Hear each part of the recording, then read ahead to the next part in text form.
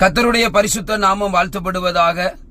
மத்தேயு 18:20 வேதம் அழகாய் சொல்லுகிறது, 2 பேராவது 3 பேராவது என் நாமத்தினாலே எங்கே கூடியிருக்கிறீர்களோ அங்கே அவர்கள் நடுவிலே இருக்கிறேன் என்றார். அதாவது 2 பேராவது 3 பேராவது கூடி ஜெபிக்கும் போது அங்கே தேவன் வருவாராம். ஆண்டவராகிய இயேசு கிறிஸ்து வருவாராம் நம்முடைய ஜெபத்தை கேட்பதற்கு, நம்மை ஆசீர்வதிப்பதற்கு. உலகத்தை படைத்த சர்வ வல்லமையுள்ள இயேசு கிறிஸ்துவுக்கே தேவை எத்தனை பேராம்?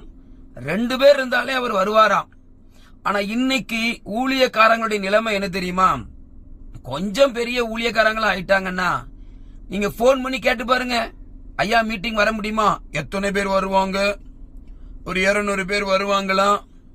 அவ்வளவு பேர் வந்தோம் நான் வருவேன் அப்படின்னு சொல்றாங்க. இப்படி சொல்ற ஆட்கள்லாம் யாரு தெரியுமா? இயேசுவுக்கே அப்பா, இவங்க இயேசுவுக்கே அண்ணன், இயேசுவை விட பெரிய ஆட்க. இயேசுவுக்கு தேவை 2 பேர், அங்கே அவர் வருவாராம்.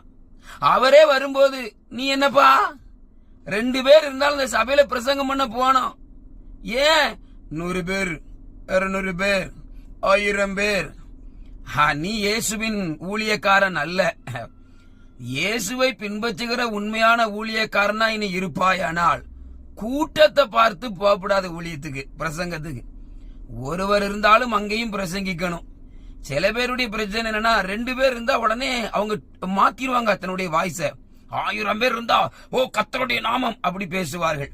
கொஞ்சம் பேர் இருந்தா 2 பேர் தானே சும்மா பேசிட்டு வந்துருவோம்.